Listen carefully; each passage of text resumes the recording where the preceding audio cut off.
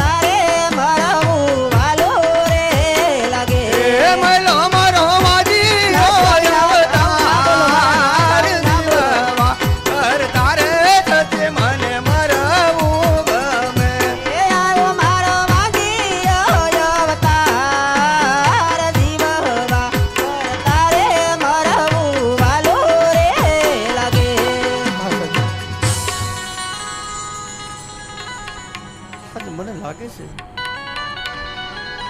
મારું જીવતર હવે હાવ ઝેર જેવું થઈ ગયું છે. ના ના સ્વામીનાથ. કારણ કે હું ને પ્રધાનજી સતી નગર સસા ફરવા ગયા હતા પણ આજ આપણી રહીએ તો આપણું મોઢું જોવા રાજી નથી. ના ના મારા નાથ આવું ના બોલો.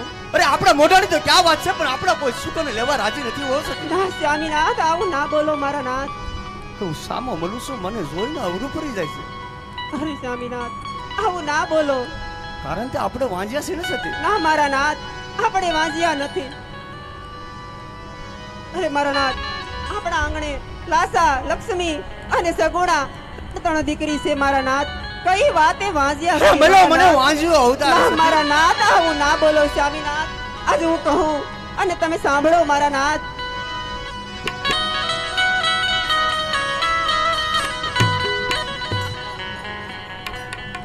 એ આજે રાણી રે કહું ને રાજન સાંભળો રે.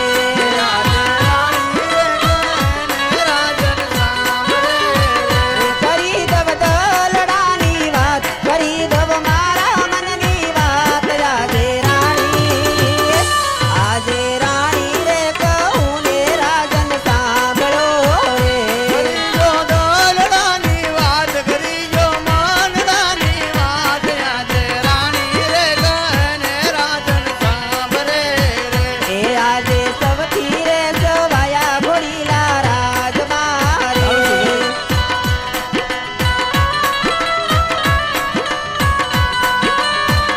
નથી મારે ઘોડલી બેસનાર, નથી મારે ઘોડલીએ બેસનાર. આજે રાણી રે કહું ને રાજન સાંભળો રે. હા સતી. ઈ પણ તમારી વાત સત્ય છે. આજે દોરી રે ગાવલડી તુજે રાજમાં રે. હા સતી. ઈ પણ જાણું છું હો સતી.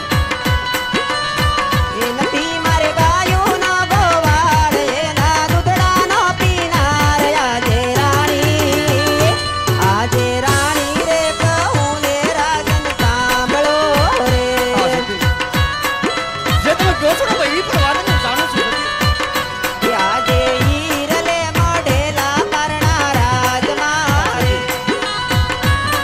આજે સોના રૂપાના પારણા આપણા રાજમાં સતી ને હું પણ જાણું છું.